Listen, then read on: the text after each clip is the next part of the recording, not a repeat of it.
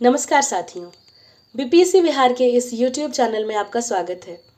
इस वीडियो में हम बीपीएससी टीचर रिक्रूटमेंट एग्जामिनेशन में पूछे गए ज्योग्राफी के क्वेश्चंस को डिस्कस करने वाले हैं।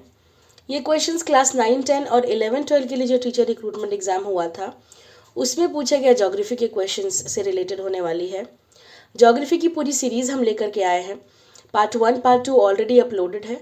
उसमें क्लास 1 to 5 के लिए जो टीचर रिक्रूटमेंट एग्जाम हुआ था उसकी दोनों सिटिंग में पूछे गए ज्योग्राफी के क्वेश्चंस डिस्कस्ड हैं। बिहार ज्योग्राफी की भी वीडियो अपलोडेड है और आप नीचे दिए गए डिस्क्रिप्शन में जो लिंक है, प्लेलिस्ट की लिंक दी गई है, आप उस पर जाकर के सारे वीडियोस देख सकते हैं। Polity, history, current affairs, Bihar special, आपको सारे सब्जेक्ट के वीडियोस मिल जाएंगे। हमने फर्स्ट फेज़ के सारे सब्जेक्ट्स ऑलमोस्ट कवर कर लिए हैं। साइंस, टेक्नोलॉजी तक भी कवर्ड है। आप जाइए और पुराने क्वेश्चंस को देखिए, उनके एनालिसिस को देख करके अपनी तैयारी को मजबूत करिए, क्योंकि अब परीक्षा में दिन बहुत कम बचे हैं। सेकेंड फेज़ दिसंबर में ही होने वाला है। सो आई सजेस्ट कि आप इन वीडियोस का पूरा इस्तेमाल करें और सही दिशा में अपनी एनर्जी को चैनलाइज करें कि कहाँ हमें ज़्यादा बल देना है, किन एरियाज़ को ज़्यादा फोकस करना है। हर सब्जेक्ट में आप अच्छे से एनालाइज कर सकेंगे इन वीडियोस की हेल्प से। अगर आपको ये वीडियोस पसंद आते हैं तो प्लीज़ इन्हें लाइक करिएगा, सब्सक्राइब करिए, शेयर करिए। कोई सुझाव हो, कोई रिक्वेस्ट हो तो आप कमेंट कर सकते हैं। और आइए हम अपनी ज्योग्राफी की डिस्कशन को शुरू करते हैं। पहला प्रश्न देखते हैं। The first question says arrange the following thermal power stations power projects of India from east to west. पहला ऑप्शन है कोटा, दूसरा ऑप्शन है नामरूप, तीसरा ओबरा, चौथा परिछा। ठीक है, अब देखते हैं। Select the correct answer using the codes given below. तो इनको हमें अरेंज करना है ईस्ट टू वेस्ट में, ईस्ट टू वेस्ट में, इस डायरेक्शन में अरेंज करना है। तो वी मस्ट बी नोइंग कि ये जो पावर प्लांट्स हैं, अब के पार्डन, ये कौन सी स्टेट्स में और कौन से ज़िलों में है। टू बी प्रिसाइज स्टेट्स भी पता होगा तो ये क्वेश्चन हम कर सकते हैं। देखते हैं, इनको अरेंज करने की कोशिश करते हैं। देखिए, the first option over here is Kota. तो कोटा तो राजस्थान में है, ठीक है, ये वेस्टर्न मोस्ट हो सकता है। Second option is Namrup. Namrup is in Assam, तो आसाम अपना नॉर्थ ईस्टर्न स्टेट है, तो ईस्टर्न मोस्ट हो सकता है। थर्ड ऑप्शन है ओबरा और फोर्थ है परिछा। तो ओबरा जो है वो सोनभद्र ज़िले में पड़ता है। सोनभद्र ये ईस्टर्न यूपी में लोकेटेड है, साउथ ईस्टर्न यूपी अगर मैं बोलूँ प्रिसाइसली तो, ठीक है, ये ईस्टर्न यूपी में लोकेटेड है। और परिछा जो है ये वेस्टर्न यूपी में लोकेटेड है, ये झांसी ज़िले में पड़ता है। तो इस तरह से ना आप अरेंज कर सकते हैं इनको, ठीक है। ईस्ट टू वेस्ट पूछ रहा है, तो सबसे ईस्ट अपना हो गया नामरूप, एक मिनट, और उसके बाद नेक्स्ट होगा ओबरा, सबसे ईस्ट नामरूप, फिर ओबरा, उसके बाद परिछा और फिर कोटा। तो नामरूप का नंबर है 2 और उसके बाद ओबरा है 3 और फिर परिछा है 4 एंड कोटा है 1। तो हमारा सही ऑर्डर होता है 2, 3, 4, 1। नामरूप 2, फिर ओबरा 3, फिर कोटा, फिर Parichha 4 and then Kota 1। 2, 3, 4, 1, this is the correct option. Let's see if this is present in the codes given below. Yes, this is present. जो हमारा ऑप्शन सी है उसमें 2, 3, 4, 1 दिया हुआ है, तो इस हिसाब से ये वाला ऑप्शन सही हो गया, ऑप्शन सी, 2, 3, 4, 1। और ये सारे के सारे आंसर्स फ्रेंड्स बीपीएससी के ऑफिशियल आंसर की से हैं। सो आप इन पे टोटली रिलाई कर सकते हैं, ऑथेंटिक हैं, इनमें कोई भी त्रुटि होने की संभावना नेग्लिजिबल है। आइए नेक्स्ट क्वेश्चन को डिस्कस करें। Which type of climate is in India according to Trewartha. तो हम त्रिवर्थ की क्लासिफिकेशन पढ़ते हैं ना, ग्लेन थॉमस जो जर्मन क्लाइमेटोलॉजिस्ट थे, इन्होंने क्लासिफिकेशन दी है। मेजरली इन्होंने 7 टाइप्स में बांटा है क्लाइमेट्स को, जितनी भी ग्लोबल क्लाइमेट्स पाए जाते हैं। तो ये भारत में किस किस्म का क्लाइमेट है उसके ऊपर ये क्वेश्चन पूछा गया कि उनके हिसाब से भारत में कौन से टाइप का क्लाइमेट पाया जाता है। तो ऑप्शन ए दिया गया है savanna, option B sub tropical monsoon climate, option C Mediterranean climate and option D more than one of the above, option E none of the above. तो त्रिवर्त के हिसाब से भारत में सब ट्रॉपिकल मानसून क्लाइमेट है, option B is correct. तो इन्होंने त्रिवर्त ने ना 7 क्लासिफिकेशंस दी थी। उन्होंने बोला था कि हम पहले तो 2 बेसिस में बांट सकते हैं क्लाइमेट्स को। एक होता है प्रेसिपिटेशन के बेसिस पे कि बारिश कितनी है, तो उन्होंने उस बेसिस पे एक क्लासिफिकेशन दी थी कि ड्राई और सेमी ड्राई या एरिड या सेमी एरिड करके एक बोला एक टाइप होता है, तो वो हो गया 1 एरिड वाला टाइप। उसके बाद इन्होंने बोला था कि टेम्परेचर के बेसिस पे भी हम पूरे क्लाइमेट जितने भी किस्म के क्लाइमेट्स हैं उनको 6 टाइप्स में डिवाइड कर सकते हैं। उन 6 में जो टाइप्स हैं, वो जो 6 सब टाइप्स हैं टेम्परेचर बेस में, उन सब टाइप्स में एक ट्रॉपिकल मानसून क्लाइमेट आता है। और वो 6 टाइप्स थे कि उन्होंने tropical, sub tropical monsoon climate, and then temperate and continental climate, then boreal climate और पोलर एंड हाईलैंड क्लाइमेट। इस टाइप से इन्होंने 6 क्लासिफिकेशंस में बांटा था। तो इतना अगर आपको थोड़ा भी आइडिया होता तो इनमें से आपको पता होना चाहिए था कि जो सब ट्रॉपिकल मानसून क्लाइमेट है ये इंडिया और उसके अराउंड के साउथ ईस्ट एशियन स्टेट्स को इस वाले क्लासिफिकेशन में इन्होंने रखा है त्रिवर्त ने। ठीक है, तो the correct answer over here is option B, sub tropical monsoon. Let us move to the next question. ये सवाल कहता है दोस्तों, what is the normal date of withdrawal of south west monsoon at Hyderabad. तो monsoon one of the very much frequently asked areas of geography. Monsoon से कई बार प्रश्न बनते हैं। ऑप्शन ए कहता है 1 October, B 15 October, C 1 November, D more than 1 and E none of the above. तो देखिए मानसून जो है वो अर्ली जून में आ जाता है भारत के अंदर, है ना। हमारे सदर्न इंडिया में तो ये अर्ली जून में ही आ जाता है और फिर ये रिट्रीट भी करने लगता है। कुछ 100 से 120 दिन ये भारत में एग्जिस्ट करता है मानसून, ठीक है। उसके बाद ये वापस रिट्रीट करने लगता है, एक्सक्यूज मी। तो रिट्रीटिंग जो है वो स्टार्ट होती है 25 सितंबर से। राजस्थान में से सबसे पहले मानसून जाता है और 25 सितंबर में के आसपास, उससे 5 दिन ऊपर 5 दिन नीचे, राजस्थान से वो मानसून जाना शुरू कर देता है। अब जाते जाते जैसे ही वो इंडिया के सदर्न हिस्सों में आएंगे थोड़ा सा लेट होता है जाने में उसको वापस, तो यहाँ से रिट्रीट होना मानसून शुरू करेगी और फिर हैदराबाद आते आते 15 अक्टूबर का दिन आ जाता है, ठीक है। तो हैदराबाद से मानसून 15 अक्टूबर के around 5 days up down, but it retreats from Hyderabad there only. Withdraw जो होता है वहाँ से होता है। अब जब विड्रॉवल हो रहा होता है मानसून का तो it is characterize by certain specific conditions. उसमें क्या रहता है कि क्लियर स्काईज दिखती हैं, आसमान बिल्कुल साफ रहेगा, ठीक है, क्लियर स्काई रहेंगी और उसके साथ साथ टेम्परेचर बहुत बढ़ा रहता है, गर्मी होती है, उमस होती है, ह्यूमिडिटी भी बढ़ी रहती है। तो इस वाली कंडीशन को हम अक्टूबर हीट के नाम से जानते हैं, आपने एनसीईआरटी में पढ़ी होगी। ह्यूमिडिटी बढ़ी रहती है, टेम्परेचर बढ़ा रहता है, आसमान साफ रहता है, लेकिन ये बहुत ऑप्रेसिव कंडीशंस रहती हैं। मतलब it is not very much conducive for life, और गर्मी होती है एक अलग किस्म की मॉइस्ट वाली गर्मी फील होती है, उमस वाली गर्मी। उसको हम अक्टूबर हीट के नाम से जानते हैं। So if you were aware of the term October heat तो अक्टूबर तो छाट लेते, लेकिन इट्स नॉट 1 अक्टूबर, ये है 15 अक्टूबर के अराउंड। फाइन, इसका विड्रॉल 15 अक्टूबर होता है, क्योंकि इस टाइम के अराउंड तो ये राजस्थान से ही 25 सितंबर मैंने बताया ना, तो 25 सितंबर से 5 days up and 5 days down almost, because it's not exactly on time, कभी आगे भी होता है कभी पीछे भी हो जाता है उसका डेट। तो 15 October here is correct answer. Hyderabad से इस टाइम पे ये साउथ वेस्ट मानसून जो है विड्रॉल शुरू कर देता है। आगे आते हैं अगले सवाल पे दोस्तों। Which of the following state has maximum urbanisation. सबसे ज़्यादा शहरीकरण किस स्टेट के अंदर है। They're asking what states. Option A है गोवा, बी है Maharashtra, C Karnataka, D more than 1 and E none of the above. तो देखिए क्वेश्चन में इन्होंने स्टेट/यूटी नहीं पूछा है और ना ही ऑप्शन में कोई यूटी दिया हुआ है, ठीक है। तो इनको सिर्फ स्टेट्स चाहिए, कौन सा स्टेट में मैक्सिमम अर्बनाइजेशन है। तो इसके हिसाब से जो हमारा 2011 का सेंसस था उसके डेटा के हिसाब से, ये सेंसस से क्वेश्चन है, सेंसस हमेशा बहुत इंपॉर्टेंट एरिया होता है, तो आप एग्जाम के पहले ये तो देख के जाएंगे पॉपुलेशन के आंकड़े वगैरह, और इस तरह से अर्बनाइजेशन, लिटरेसी, इन सबसे क्वेश्चन बन जाते हैं। तो ये सेंसस से है, आपको पता चल गया कि कौन सा एरिया हमें पढ़ के जाना है। दूसरी चीज़ कि इसका सही जवाब मैं बताती हूँ, option A Goa is the correct answer, क्योंकि गोवा के अंदर अर्बनाइजेशन सबसे ज़्यादा है भारत में, 62.2% है। टोटल आबादी का 62% जो है वहाँ पे शहरों में रहते हैं। ठीक है, ऑल्दो ये भारत का सबसे ज़्यादा नहीं है, क्योंकि सबसे ज़्यादा दिल्ली में है। अगर हम यूटीज़ और स्टेट्स दोनों को मिला के पूछते तो यूटी दिल्ली जो है वो नंबर 1 पे है, क्योंकि यहाँ पे 97% अर्बनाइजेशन है। प्रिसाइसली बोलूँ तो दिल्ली के अंदर 97.5% अर्बनाइजेशन है।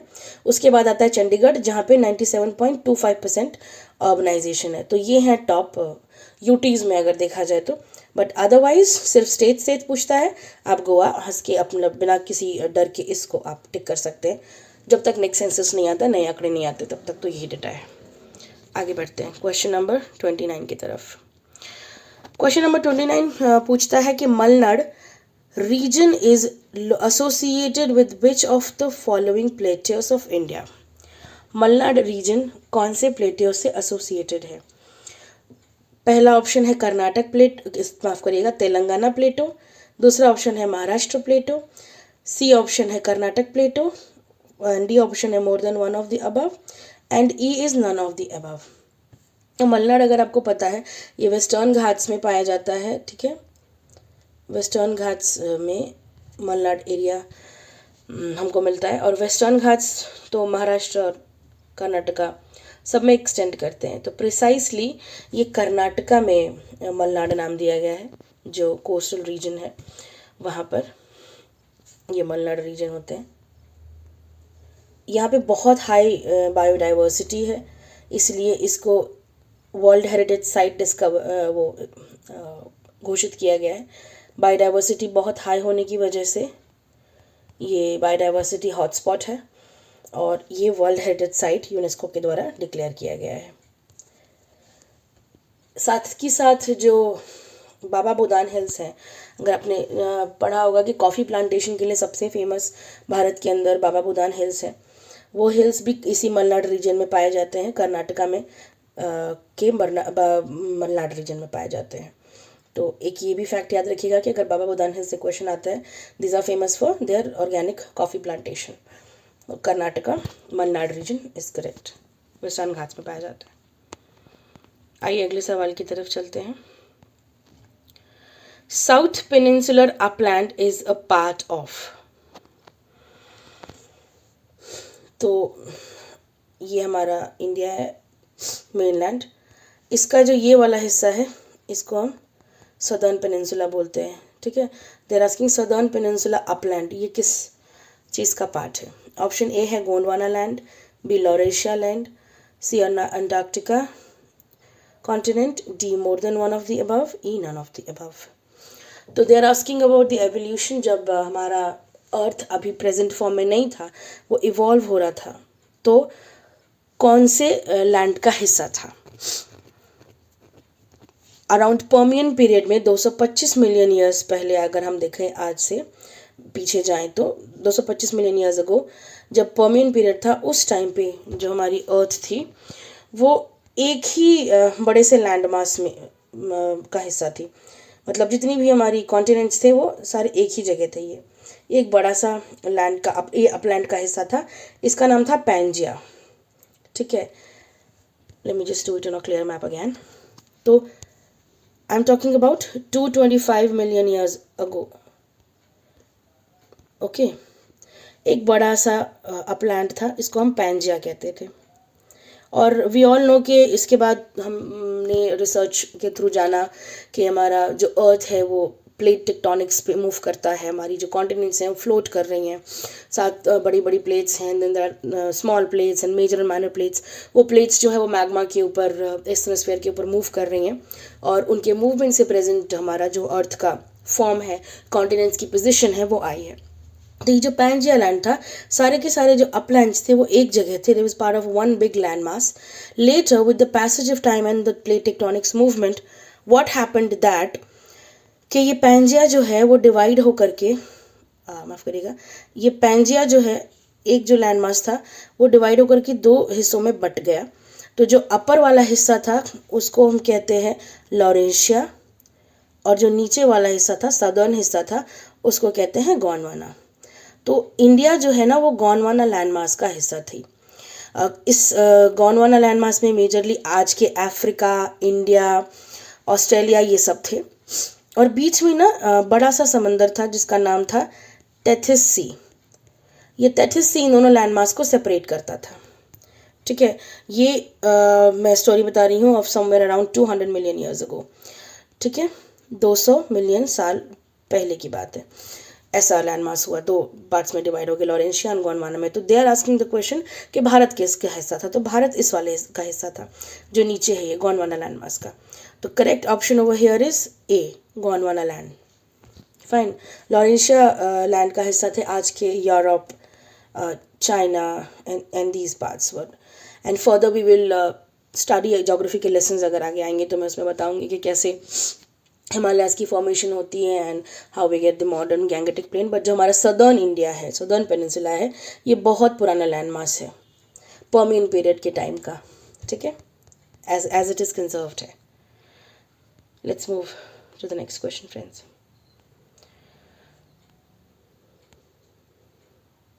क्वेश्चन 25, ये दूसरी क्लास के क्वेश्चंस हैं, क्लास 9 10th के क्वेश्चंस हैं। वो 11 12th वाले ज्योग्राफी के क्वेश्चन थे, ये 9 10th वाले हैं। इसमें है कि मैच करने के लिए दिया हुआ है, match the list 1 with list 2। So we have to match over here the list 1 with list 2। Let us सी।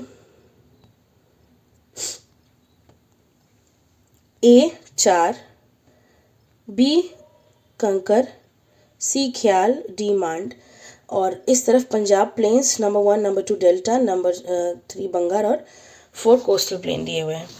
तो हमें ना इनको अरेंज करना है कि कौन सा किस में फिट बैठता है। तो अगर आपने ज्योग्राफी में, फिजिकल ज्योग्राफी में बेचर लैंडफॉर्म्स, उनके लोकल नेम्स के बारे में पढ़ा होगा तो ये क्वेश्चन को आप कर सकते हैं। और नीचे ऑप्शन में मैं देख पा रही हूँ कि इन्होंने कॉम्बिनेशन कोड्स दिए हुए हैं कि ये किस तरह से रिलेटेड है, मैच करना है, सिंपल। आइए देखते हैं।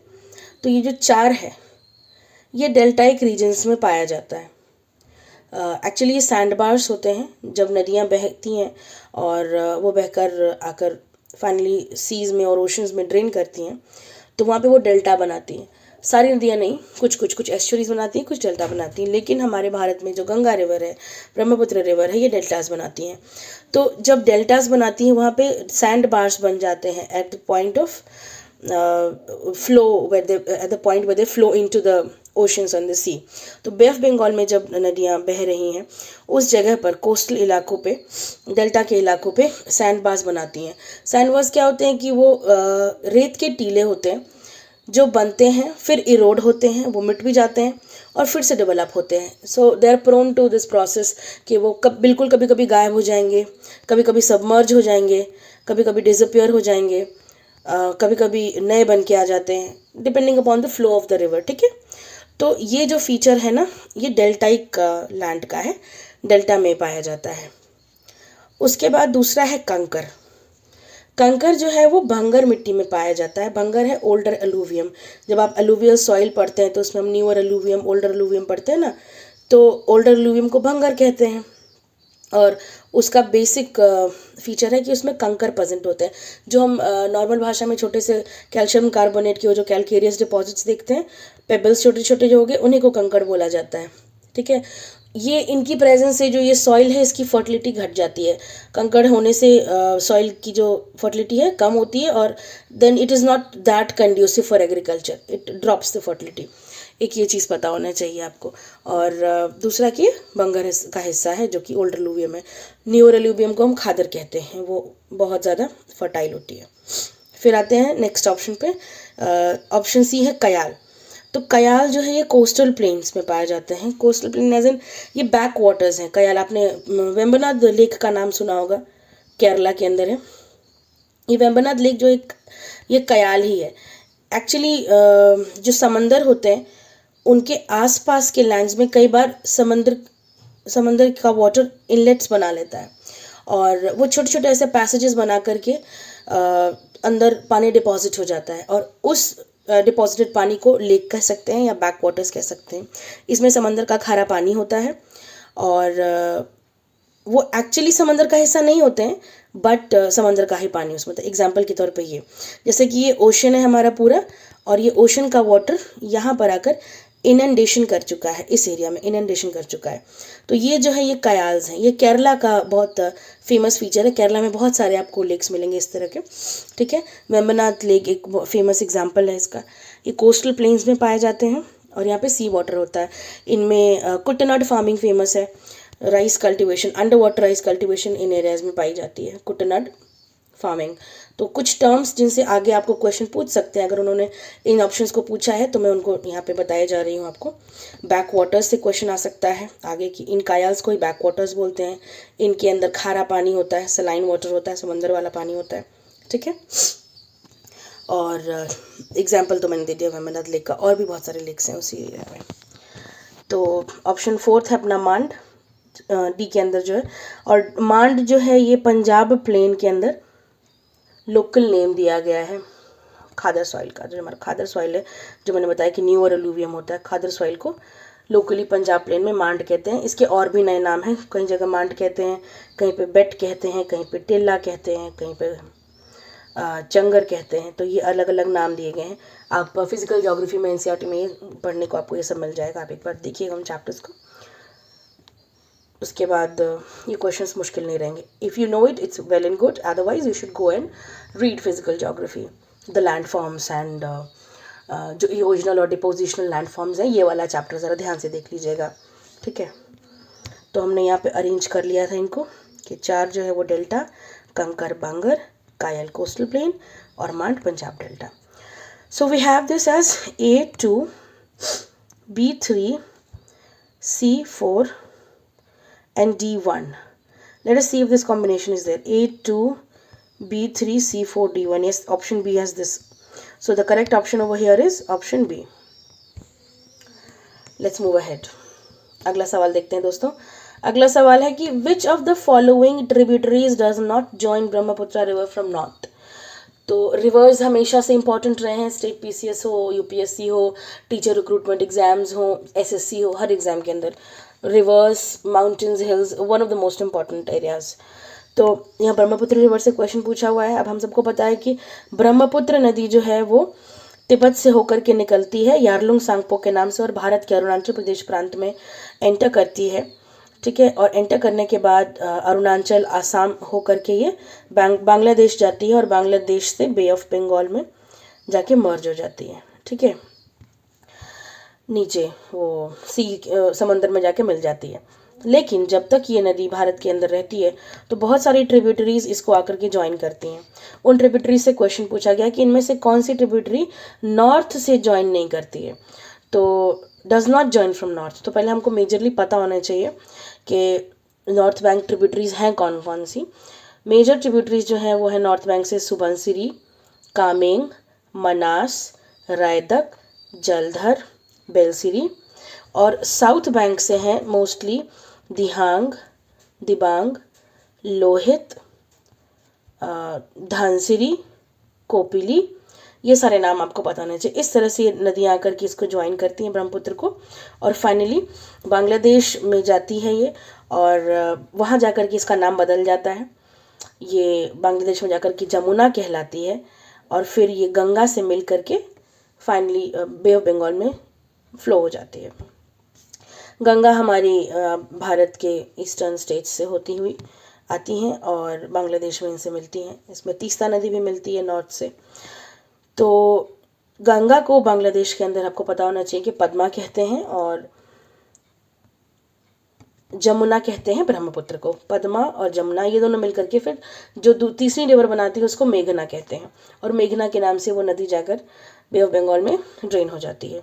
अब इस क्वेश्चन में मेजर नॉर्थ बैंक ट्रिब्यूटरीज के बारे में पूछ रहा है कि कौन सी नहीं करती। तो सुबनसिरी करती है ज्वाइन, ये नॉर्थ बैंक ट्रिब्यूटरी है। बेलसिरी भी है नॉर्थ बैंक ट्रिब्यूटरी, मनास भी है। ये पूछ रहे हैं इनमें से कौन सी नहीं है, तो ऐसी तो कोई भी नहीं है, इसलिए ऑप्शन ई हो गया, none of the above, because all of these are north bank tributaries the major. इसके अलावा आपकी हो गई कामेंग भी हो गई, ठीक है। रायदक, जलधर बता दी थी मैंने, रायदक, जलधक, तीस्ता, ये सब आप याद रखिएगा नाम। और साउथ बैंक के भी नाम एक बार मैं बता देती हूँ, if in case you forgotten, revision हो जाएगा। मैं दिहांग बता दूं, दिहांग, दिबांग, धनसिरी, दिबांग भी है, धनसिरी भी है और कोपिली है। ठीक है, नॉट इनफ स्पेस, कोपिली। ये सब साउथ बैंक ट्रिब्यूटरीज है, साउथ से ज्वाइन करती है। इस प्रश्न का सही उत्तर तो ई था। आगे बढ़ते हैं अगले क्वेश्चन की ओर। अगला क्वेश्चन है दोस्तों, लिखीपानी glacier is located in which state of India. Bharat के कौन सी स्टेट में लिखीपानी ग्लेशियर लोकेटेड है? पहला ऑप्शन ए है अरुणाचल प्रदेश, बी है हिमाचल प्रदेश, सी है सिक्किम, डी है more than one of the above, E है नॉन ऑफ द एबव। तो लिखीपानी ग्लेशियर काफ़ी चर्चा में रहता है because of the India China territorial dispute, border dispute, because Arunachal Pradesh के कई सारे एरियाज़ में हमें पता है कि चाइना इनकर्शंस कर रहे हैं, वो सेटलमेंट्स डेवलप कर रहे हैं, दे आर क्लेमिंग कि वो एरिया उनका है। तो बिकॉज ये हमेशा चर्चा में रहता है, मोस्टली हमारा लद्दाख वाला रीजन, हमारा भूटान वाला रीजन, भूटान से जो कनेक्टेड सिक्किम वाला रीजन हो गया इंडिया का, सिक्किम वाला रीजन और अरुणाचल। आपको थोड़ा बहुत इनके लैंडफॉर्म्स के बारे में गहरी जानकारी की ज़रूरत है, थोड़ा अपडेटेड रहने की ज़रूरत है। न्यूज़ में अगर आ रहा है तो एक बार देख लेना चाहिए उनकी फिजिकल लोकेशन को जाकर के मैप में एंड ऑल। तो ये क्वेश्चन जो है उसी से पूछा गया, उसी कॉन्टेक्स्ट में। लिखीपानी ग्लेशियर जो है अरुणाचल प्रदेश में है। ठीक है, one of the major glaciers of India. उसके बाद हमें पता है ये सियाचिन ग्लेशियर, ये सबसे बड़ा ग्लेशियर है और ये हमारे लद्दाख यूनियन टेरिटरी में पाया जाता है। फिर ये जो हिमाचल प्रदेश है इसमें सोनापानी ग्लेशियर बहुत फेमस है, बड़ा ग्लेशियर है सोनापानी। फिर सिक्किम के अंदर जेमो ग्लेशियर, कंचनजंगा का ही पार्ट है, कंचनजंगा तो पता ही होगा हमें। इस प्रश्न का सही जवाब है अरुणाचल प्रदेश, लिखीपानी इज इन अरुणाचल। आइए अगला सवाल देखते दोस्तों। Which of the following pairs of waterfall and reverse is not correctly matched. तो इन्होंने मैच बना करके दिया हुआ है, आपको देखना सही है कि नहीं है। ऑप्शन ए है जोग फॉल, शरवती रिवर, बी है Kapildhara fall, Kaveri river, C Dhuandhar falls, Godavari river, D more than one, E none of the above. तो क्योंकि जोग फॉल्स बहुत फेमस है, बहुत टाइम के लिए it was claim to be the tallest and one of the biggest fall, अभी भी है ये वाटरफॉल्स ऑफ इंडिया। तो ये शरवती रिवर पे है, ये तो करेक्ट आंसर है, ये करेक्ट मैच है एक्चुअली। इसके बाद अगला देखते हैं कपिलधारा। तो कपिलधारा कावेरी की नहीं, कावेरी पर नहीं, ये नर्मदा नदी पर एक फॉल है, वाटरफॉल है। फिर है धुआंधार, धुआंधार भी गोदावरी में नहीं है, ये भी नर्मदा पे ही है। ठीक है, धुआंधार फॉल जो है भेड़ाघाट ज़िले के अंदर है, भेड़ाघाट एमपी में आता है, बहुत फेमस है ये, वन ऑफ द सैनिक लोकेशंस। इंडियन टूरिस्ट जो कि मेनलैंड इंडिया घूमते हैं, डेल्टाइक रीजन्स पे, सॉरी पेनिनसुलर इंडिया में जाते हैं, सेंट्रल इंडिया घूमते हैं, वो धुआंधार फॉल ज़रूर जाते हैं। तो ये भेड़ाघाट बहुत फेमस एरिया है, अगर आपने नहीं पढ़ा है तो एक बार देख लीजिएगा, गूगल कर सकते हैं, नहीं तो पूरा चैप्टर पढ़ सकते हैं रिवर का, वाटरफॉल्स का, वहाँ पे आपको पता चलेगा। भेड़घाट पे ये धुआंधार फॉल्स बनती हैं गोदावरी नदी के ऊपर, सॉरी नर्मदा नदी के ऊपर। तो ये और दोनों ऑप्शंस तो गलत हो गए। देर आस्किंग कि कौन सा करेक्टली मैच नहीं है, नॉट करेक्टली मैच। तो यहाँ पे ये भी नहीं है, ये भी नहीं है, because more than 2 is incorrect, इसलिए ऑप्शन डी हो जाएगा, more than 1 of the above. ठीक है, क्योंकि एक से ज़्यादा, more than 1 is incorrect, I beg your pardon, इसलिए option D is correct answer वो है। आइए अगले प्रश्न की ओर चलते हैं दोस्तों।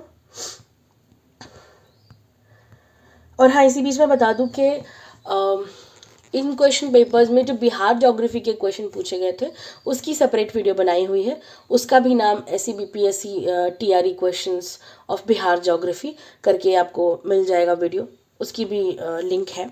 और आप पूरा का पूरा TRE का प्लेलिस्ट देख सकते हैं, उसमें मेंशन है सब कुछ, सारे वीडियोस दिए हुए हैं और पूरा क्वेश्चन पेपर ऑलमोस्ट कवर्ड है। अब 1-2 ही टॉपिक्स बचे हैं जिसको हम जल्दी ही फिनिश कर लेंगे। तो I just wish all the best कि आप इन्हें देखिए और अपनी तैयारी को अच्छे से मजबूत बनाइए। Let's look into the question. सवाल कहता है, arrange the following sea port of India from north to south. तो ये बंदरगाहों की बात हो रही है, इनको हमें नॉर्थ से साउथ अरेंज करना है। ऑप्शन ए है काकीनाडा, 1 है काकीनाडा, 2 है मछलीपट्टनम, सी है नागपट्टिनम, 4 है Visakhapatnam, and select the correct answer using the codes given below. उन्होंने कोड्स दिए हुए हैं, एज इन हमको अरेंज करना है 1 2 3 4 4 1 2 3 1 3 2 4 इस तरह से कोड्स दिए हुए हैं। तो ये जो पोट्स हैं, अगर आपको कुछ आइडिया लग रहा होगा तो ये भारत के ईस्टर्न कोस्ट में पाए जाने वाले पोट्स हैं, ईस्टर्न कोस्ट पे, ठीक है, इस एरिया में पाए जाने वाले। तो let us try and arrange them. Eastern coast में out of all this Visakhapatnam port जो आंध्र में मिलता है, a little more I am going up, थोड़ा इतना ऊपर तो नहीं है वो, सॉरी, विशाखापत्तनम पोर्ट आंध्र प्रदेश में है, ये उसका नॉर्दर्न मोस्ट पोर्ट है। विशाखापत्तनम पोर्ट के बाद we have this Kakinada port. Kakinada के पोर्ट के बाद आते हैं मछलीपट्टनम पोर्ट, और मछलीपट्टनम पोर्ट के भी नीचे आता है हमारा नागापट्टनम, ये है तमिलनाडु में, ठीक है। एक second, map is not coming out to be right, but we will only try. तो हमारा ये जो नागापट्टिनम पोर्ट है वो यहाँ पे है, Nagapattinam is in Tamil Nadu, southern most. Out of all this सबसे नीचे जो है वो नागापट्टनम पोर्ट है। तो सबसे लास्ट में ऑप्शन 3 होना चाहिए, लास्ट में ऑप्शन 3 इस वाले में, तो ये क्वेश्चन सही हो गया। अगर आपको अरेंजमेंट नहीं भी आती कि विशाखापत्तनम सबसे नॉर्थ में है आंध्र प्रदेश के काकीनाडा है, तो भी ये क्वेश्चन हो सकता था, क्योंकि यहाँ पर एक ही पोर्ट जो कि तमिलनाडु में है, and Tamil Nadu is in the southern part of Andhra. मान लीजिए ये आंध्रा है तो तमिलनाडु उसके नीचे है। आंध्रा के 3 पोर्ट्स दिए हुए हैं और तमिलनाडु का 1 पोर्ट नागापट्टनम दिया हुआ है, तो इस तरह से अरेंज हो जाता है, ठीक है। इसका करेक्ट आंसर है ऑप्शन 4 1 2 3। सबसे नॉर्दर्न पोर्ट है विशाखापत्तनम, उसके बाद है काकीनाडा, फिर मछलीपट्टनम, एंड देन तमिलनाडु के अंदर का नागापट्टनम। ये क्वेश्चन का आंसर बी हुआ करेक्ट। आइए आगे बढ़ते हैं। Excuse me. The agreement of Kosi irrigation and hydroelectricity plan in 1954 was signed between which two countries? Kosi irrigation और हाइड्रोइलेक्ट्रिक प्लांट के ऊपर जो अग्रीमेंट था 1954 में साइन हुआ, ये किन 2 देशों के बीच में हुआ था? Option A India Bangladesh, B India China, C India Nepal, D more than one, E none of the above. And as we all know कि हमारे प्यारे बिहार में जो हमारी सबसे बड़ी समस्या है फ्लड्स, ये कोसी के थ्रू हमें अनवांटेड गिफ्ट है। तो नेपाल से ये रिवर कोसी ड्रेन होती है, हमारे भारत के अंदर फ्लो करती है, बिहार के अंदर फ्लो करती है, ठीक है, ये नेपाल से आती है। तो अग्रीमेंट जो है वो इंडिया नेपाल के बीच में ही होगा, because this river flows in Nepal only, है ना। तो option C is India Nepal. ये जो है समझौता 1954 में हुआ था, क्योंकि इंडिया और नेपाल दोनों ही इस रिवर के फ्लो को शेयर करते हैं। सॉरी, थोड़ा सा ख़राब ड्राइंग है मेरा, let's assume this is our Bihar. तो इसमें यहाँ से आ रही है कोसी, ठीक है, and this is the sorry of Bihar, क्योंकि इसका जो फ्लो है वो बढ़ता ही जा रहा है, शिफ्ट होता ही जा रहा है टुवर्ड्स वेस्ट। पहले it used to flow much eastwards, but with time it started to shift its course, और इस शिफ्टिंग कोर्स की वजह से बहुत फ्लड्स होते थे, एरिया मैनेज करना मुश्किल हो रहा था, बिहार को बहुत परेशानी हो रही थी, और उतनी सारी एनर्जी, हाइड्रो एनर्जी जो है उसका इस्तेमाल भी नहीं हो पा रहा था। इसलिए 1954 में समझौता हुआ था कि कोसी के ऊपर बैराज बनाया जाएगा, और तो और इसके पानी के फ्लो को रोक करके हम इसे पानी से बिजली बना सकते हैं। हाइड्रो इलेक्ट्रिसिटी प्लांट डेवलप वहाँ पे डालेंगे और वहाँ से बिजली बनाएंगे, जिससे बिजली या नेपाल दोनों मिलकर शेयर करेंगे। ये समझौता 1954 में हुआ था। फिर 66 में उसमें कुछ अमेंडमेंट्स भी किए गए थे 1966 के अंदर। तो आपको ये थोड़ा आइडिया होना चाहिए। तो वैसे भी ये क्वेश्चन आराम से हो सकता है, अगर नहीं भी डिटेल पता होता तो, कि ये रिवर नेपाल से आती है तो इंडिया नेपाल के बीच में ही समझौता होगा, ठीक है। आगे बढ़ते हैं अगले सवाल की ओर, और ये इस वीडियो का आखिरी प्रश्न भी है दोस्तों। In which climatic division does Bihar fall as per R L. Singh classification scheme?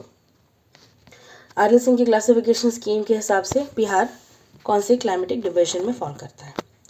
Option पहला है A humid south east, B sub humid transitional, C sub humid continental, D more than one, and E none of the above.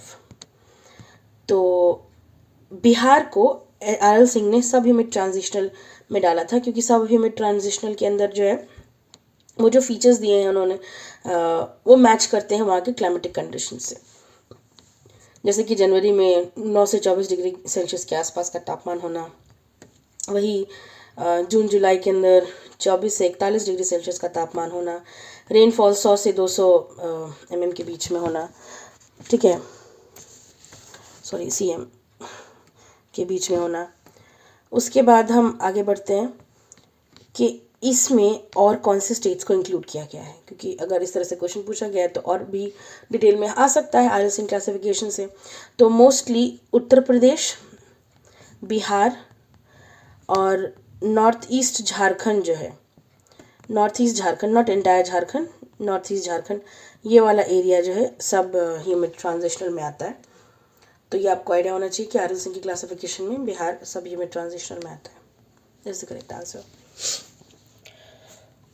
Friends, this way we have finished the entire geography questions of first phase of teacher recruitment examination.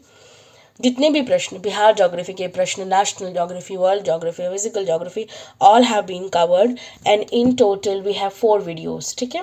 3 videos हैं class 1 to 5 के 2 shifts के, वो 2 videos हो गए, और एक है class 9 to 10 और 11 12 का, और एक वीडियो है बिहार ज्योग्राफी का। ये सारे वीडियोस टीआरई बीपीएससी टीआरई की प्लेलिस्ट में आपको मिल जाएंगे, आप उन्हें जाकर के देखिए, रिपीट में देखिए, try to learn them on the spot itself, ताकि आपको बाद में और दोबारा रिवाइज करने की ज़रूरत न पड़े। If you need you can make notes is well. और दूसरे सब्जेक्ट्स की भी वीडियोस देखना बहुत इंपॉर्टेंट है, polity, history, even current affairs के ऊपर भी वीडियो बनी हुई है, ताकि आप ट्रेंड समझ सकें कि किस एरिया से पूछता है क्वेश्चन। तो आप जाके क्वेश्चन देख सकते हैं हर सब्जेक्ट का। I would wish you all the best for this upcoming examination, and इस वीडियो के लिए इतना ही। धन्यवाद।